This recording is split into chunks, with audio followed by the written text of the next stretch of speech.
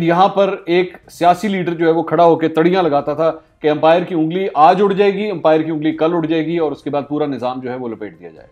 11 लाशें जहां इंतजार कर रही हैं उस मुल्क के वजीर आजम का, वो उनसे नहीं मिल सकता। एक टर्किश ड्रामा अर्तुगल की कास्ट से मुलाकात कर रहा है।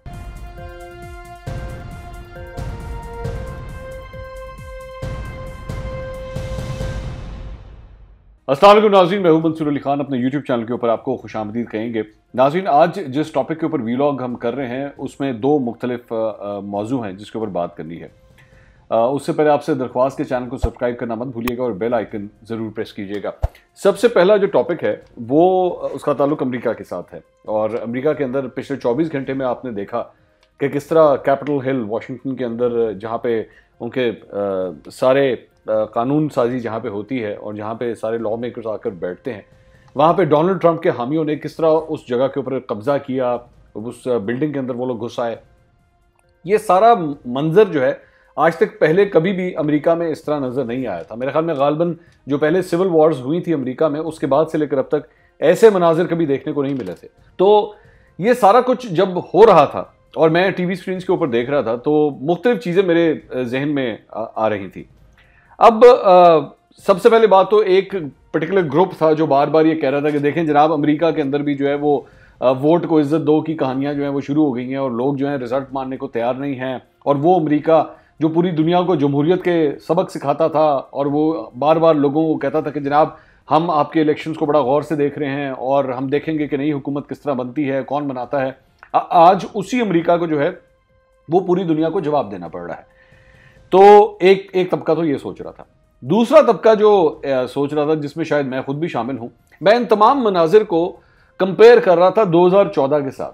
2014 में जब पाकिस्तान तहरीक इंसाफ के लोग जो हैं वो धरना दिए बैठे थे, 126 दिन का धरना दिए बैठे थे डी चौक पे, तो किस तरह इन लोगों ने पीटीवी के ऊपर हमला किया था और पीटीवी के अंदर ये लोग दाखिल हो गए थे और स्टेट टेलीविजन को इन्होंने बंद कर दिया था। लेकिन जब मैं एक कंपैरिजन करते करते मैं आया कि इस वहाँ की सिविल सोसाइटी और हमारे यहाँ पे मीडिया के ऊपर इस धरने को किस तरह रिपोर्ट किया जा रहा था और इसको किस तरह प्रोजेक्ट किया जा रहा था, तो दोनों में ज़मीन आसमान का फ़र्क था। अमेरिका के अंदर जब ये सब कुछ हो रहा था पिछले 24 घंटे के अंदर, तो किसी भी टेलीविज़न चैनल ने उसको सपोर्ट नहीं किया। हर एंकर ने, हर एनालिस्ट ने बैठ के यही कहा कि ये जो कुछ हो रहा है ये गलत हो रहा है। ये सारे लोग जो ये हरकतें कर रहे हैं वो एक पागल शख्स के पीछे ये सारा कुछ कर रहे हैं। वो एक ऐसा पागल शख्स है जिसका कम्युनिकेशन मोड तक तोड़ दिया गया। फेसबुक ने भी उसको तोड़ा, ट्विटर ने भी उसे तोड़ा। जहां जहां से वो शख्स कम्युनिकेट कर सकता था उसकी मोड ऑफ कम्युनिकेशन को तोड़ा गया कि ये शख्स खुद तो पागल है, ये अमेरिका के अंदर भी जो है वो फसाद फैलाने की कोशिश कर रहा है। अपने चाहने वालों को, अपने सपोर्टरों को, अपने वोटरों को जो है वो इस वक्त मुश्तइल करने की कोशिश कर रहा है कि किसी तरह मुझे ये सीट ना छोड़नी पड़े। इस सारी चीज का जब मैं कंपैरिजन करता हूं 2014 के उस धरने के साथ, तो काफी हद तक ममासलत नजर आती है। वहां पे भी इसी तरह एक शख्स कंटेनर के ऊपर खड़ा होता था और कंटेनर के ऊपर खड़ा होके लोगों को धमकियां भी देता था, लोगों को तड़ियां भी लगाता था। वो ये भी कहता था कि इकट्ठे होके जाना, जत्थों में जाना, एक एक करके मत जाना, और पुलिस वालों को वो धमकियां भी देता था और वो ये कहता था मैं तुम्हें देख लूंगा, मैं तुम्हें छोड़ूंगा नहीं। और ऑन रिकॉर्ड उस शख्स की ऑडियो भी मौजूद है जिसके अंदर वो अब के सदर आरिफ अलवी से गुफ्तगू करते हुए ये कहता है कि हाँ, जो कुछ भी हो रहा है, अगर पीटीवी पे हमला हो गया है तो बहुत अच्छा हुआ है।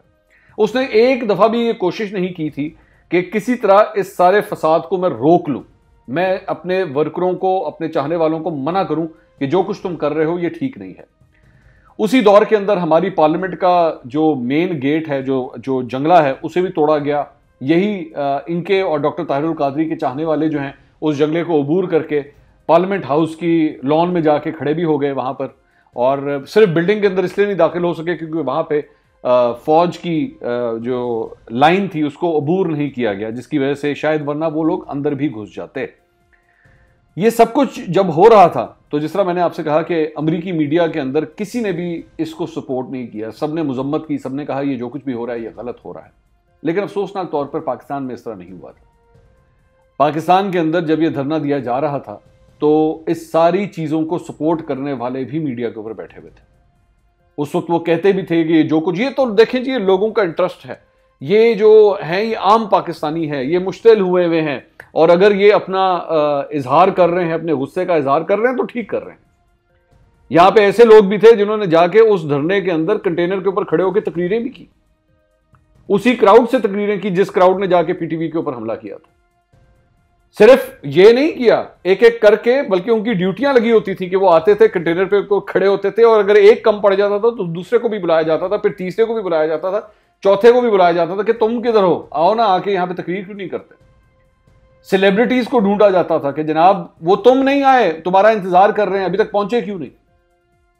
कितना फर्क है दोनों जगहों के ऊपर, कितना फर्क है डेमोक्रेसी और जमहूरियत की मैच्योरिटी के अंदर, कि उस जगह पे जहां पे आज इस तमाशा हो भी रहा है तो सिविल सोसाइटी हो जाए या मीडिया हो जाए वो उसकी मजम्मत कर रहा है। लेकिन 2014 में ये जब कुछ किया जा रहा था तो ये उन्हीं लोगों का, उन्हीं बदमाशों का जमहूरी हक तस्वुर करवाया जा रहा था कि ये जो कुछ भी कर रहे हैं ये अपना हक इस्तेमाल कर रहे हैं, इजहार राय का इख्तियार है इनका जो ये इस्तेमाल कर रहे हैं। टेलीविजन चैनल्स के ऊपर बैठ के उस आग को मजीद भड़काने की कोशिश की जाती थी, लेकिन उसे कोई रोकने वाला नहीं था और पूरा निजाम जो है वो जैम होकर रह गया था।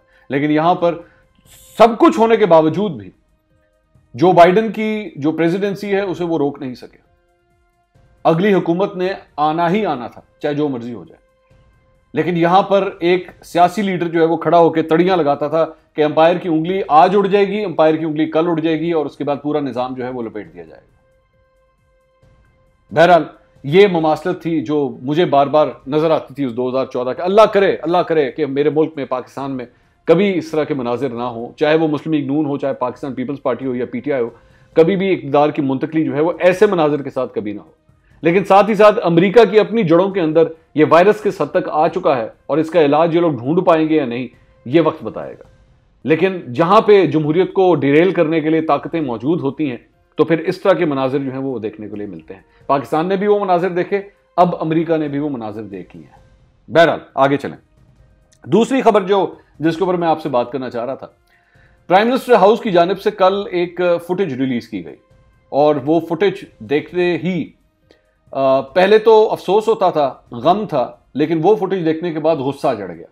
वो गुस्सा क्यों चढ़ गया कि 5 दिन हो चुके हैं और इस वक्त शायद जब आप ये वीलॉग देख रहे हैं तो 6 दिन हो चुके होंगे कि 11 लाशें पड़ी हुई हैं कोयटा के अंदर, मच के इलाके में, और वहां के मुजाहिरीन, वहां के जो सोगवार हैं लोग, वो इंतजार कर रहे हैं कि इस मुल्क का हाकिम, इस मुल्क का वजीर आजम कब अपने जहाज में बैठेगा और इस्लामाबाद से कोयटा तक का तकरीबन 1 से सवा घंटे का, 1.5 घंटे का जो सफर है वो तय करके आएगा, हमसे मिलेगा, हमारी दादरसी करेगा और उसके बाद हम अपने इन प्यारों को कब्रों के अंदर उतार सकेंगे, जहां पे दरअसल में इनको चले जाना चाहिए।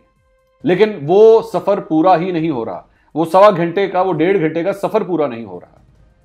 लेकिन ऐसे मौके पे जब मुल्क और वो तमाम लोग, तमाम मीडिया, हर शहर, कराची हो, लाहौर हो, पेशावर हो, हर जगह इंतजार किया जा रहा है कि मुल्क का वजीर आजम कब आएगा, वो मुल्क का वजीर आजम एक टर्किश ड्रामा अर्तुगल की कास्ट से मुलाकात कर रहा है। ये मनाजिर आप खुद भी अपनी स्क्रीन पे इस वक्त देख रहे हैं कि यहां पे ये मुलाकात प्राइम मिनिस्टर हाउस के अंदर चल रही है। कोई 11 लाशें जहां इंतजार कर रही हैं उस मुल्क के वजीर आजम का, वो उनसे नहीं मिल सकता, लेकिन इन 11 टर्किश एक्टर्स से ये जरूर मिल सकता है, क्योंकि ये बड़ा जरूरी है। क्योंकि इस ड्रामे को मेरे इस कप्तान ने सपोर्ट बहुत किया था और ये जरूर कहा था कि जनाब लोग जरूर देखें, इनसे मिलना बहुत जरूरी था, क्योंकि अगर इनसे मुलाकात ना हो जाती तो पता नहीं क्या तूफान आ जाता। लेकिन वो लोग, वो खानदान, वो पूरा कबीला, हजारा कबीला जो बैठा इंतजार कर रहा है, वो भी मजीद इंतजार करे, क्योंकि अभी पता नहीं है कि मेरे कप्तान को ग्रीन सिग्नल कब मिलेगा, उन्हें इजाजत कब मिलेगी कि वो जहाज के अंदर बैठ सकें और बैठ के उसके बाद कोयटा में लैंड करके इन लोगों से आके मिल सकें। लेकिन ये मुलाकात बहुत जरूरी है, ये मुलाकात बहुत जरूरी है। मेरे कप्तान की जब तक ये प्रायोरिटीज ठीक नहीं होती ना, मेरे कप्तान की पहली प्रेफरेंसेस ठीक नहीं होती कि उन्हें अपना वक्त किधर लगाना है और किससे मिलना है और कब मिलना है, तब तक इस नए पाकिस्तान का ख्वाब देखना छोड़ दें, क्योंकि इस नए पाकिस्तान में मेरे कप्तान की प्रायोरिटीज ही गलत है। फिर लोग यही सोचते हैं कि वो शायद पुराना पाकिस्तान ही बेहतर था, जहां पे जब आवाज दी जाती थी, कोई दर्दमंद आवाज देता था कि मैं हाकिम वक्त से मिलना चाहता हूं, तो हाकिम वक्त आता भी था। आपकी क्या राय है? आप भी फीडबैक जरूर दीजिएगा कमेंट सेक्शन के अंदर। अगले वीलॉग में दोबारा मुलाकात होगी। अल्लाह हाफ़िज़।